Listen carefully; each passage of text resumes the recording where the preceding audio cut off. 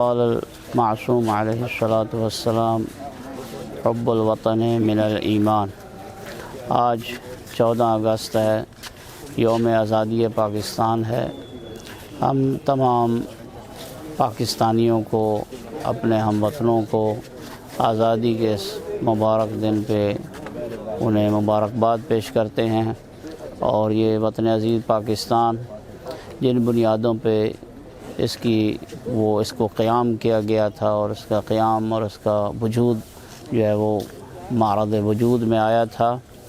ہم ان بنیادوں کو عہد کرتے ہیں کہ انشاءاللہ اپنی پوری زندگی میں کوشش کریں گے کہ ان بنیادوں کو مزید پختہ کریں، تاکہ یہ ہمارا ملک جو ہے وہ مزید ترقی کر سکے،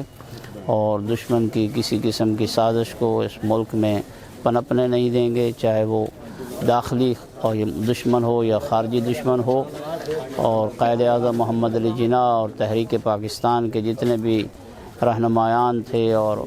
قائدین تھے جنہوں نے کوششیں کی ہیں اس وطن عزیز کی آزادی کے لیے، ہم ان کی روحوں سے یہ عہد کرتے ہیں کہ آپ کے مشن کو ہم جاری و ساری رکھیں گے اور کسی قسم کے اس میں کوتاہی نہیں کریں گے۔ جامعۃ المنتظر لاہور کی طرف سے یہ جو آج یوم آزادی کا جشن منایا گیا ہے، یہ اس بات کی غمازی کرتا ہے کہ مکتب اہل بیت اطہار جیسے تحریک پاکستان میں ہراول دستے کی طرح تھے، اب بھی مکتب اہل بیت اطہار کے جو ماننے والے ہیں وہ اب بھی وطن عزیز پاکستان کے دفاع کے لیے بھی ہراول دستے کا کام کریں گے انشاءاللہ۔